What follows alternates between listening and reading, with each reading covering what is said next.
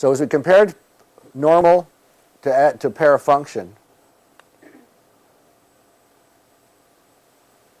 how far does someone need to protrude?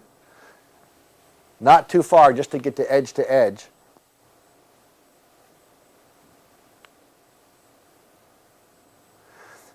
How far will someone open here? There's a limit to what is purposely functional. So we're trying to, this dimension, the vertical dimension of opening has to do with the rotation. No one exceeds this. People aren't protruding like this in normal function. But in parafunction, that can happen. That would be weird to chew food like that.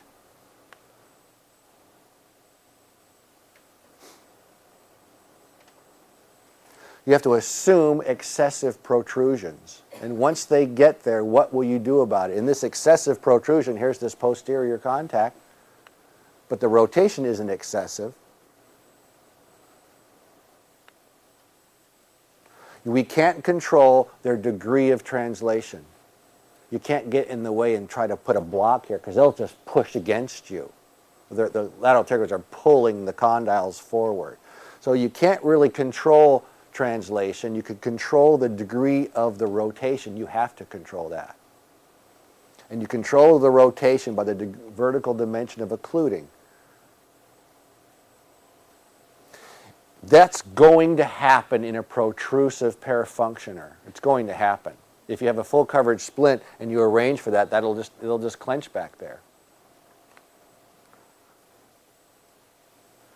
A full coverage splint, as you make it thicker to insist on incisal edge contact, you have to rotate them open. When you have an NTI device, you couldn't fit a full coverage splint in here.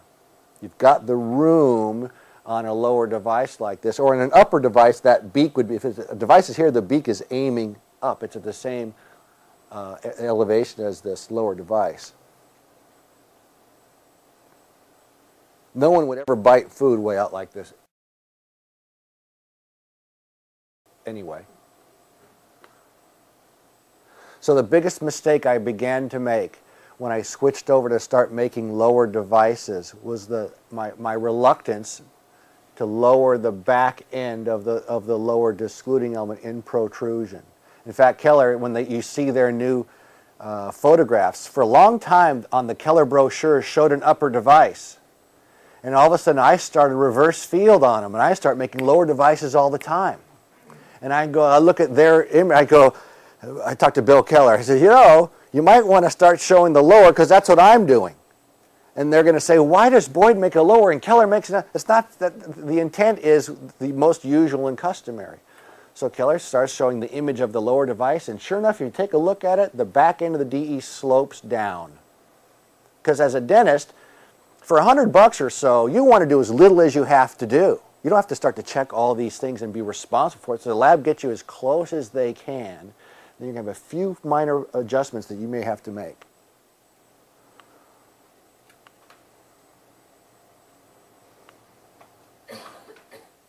So when this guy protruded,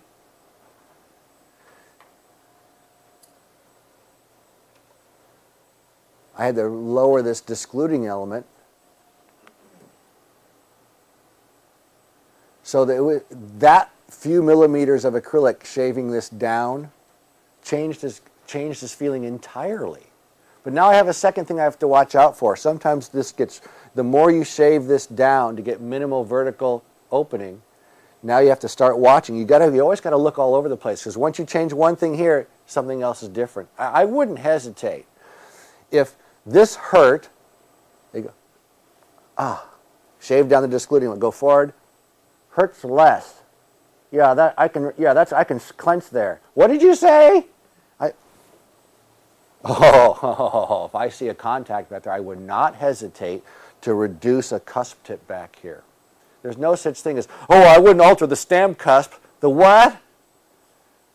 The cusp he uses to clench with. Oh, who cares?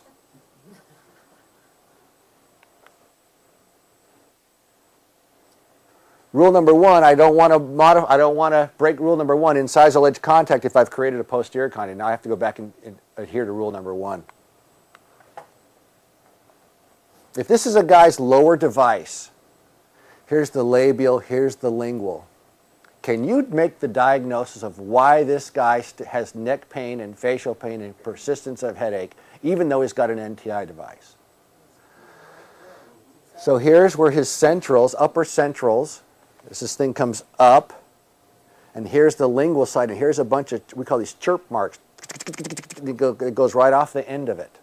And this is kind of a more mature man who was kind of grumpy and didn't think this damn thing was worth it to try anyway. And so when he sat down, he said, still having headaches. There's a whole lot of information that you need to find out. And so I always back up and ask my original questions. Well, how many mornings a week do you wake with a 0? What's the average number you have upon waking? And if you could spray paint your head or show me where it is, where would it be? And his headaches had changed from here, now they're here, because when they change, they get mad. It bugs them.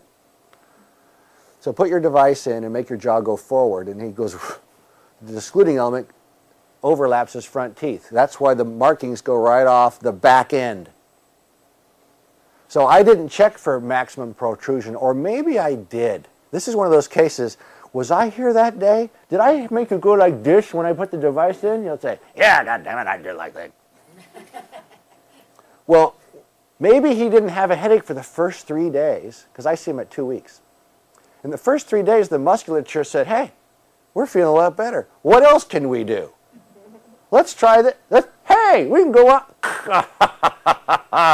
Temporalis takes its opportunity, because the lateral pterygoid brought the condyles more forward than they ever could before. It just took them a little while to get there. So now this guy, bam, has a brand new thing. NTI devices make patients worse. If this was the first device you ever delivered and this happened, that will be the last device you ever deliver. So because acrylic tends to blend with the old acrylic, I always put a pencil line on the back end of where I was, so I know I don't shave off right back to where I was. So I put a pencil mark on here, I add the acrylic direct, I extend that thing, have him protrude. That was the last I saw that guy. In my world, I insist, like I said, it will hurt my feelings if you don't get any better and don't tell me. If you get worse, it'll break my heart if you don't come and tell me. If you get better, I don't care if I never see you again. You're not supposed to go see your heart doctor if your heart's fine. You don't want to see your headache doctor. You want him to fix it. So you can go back to your dentist, take that with you. Every time you get your teeth cleaned, take it with you.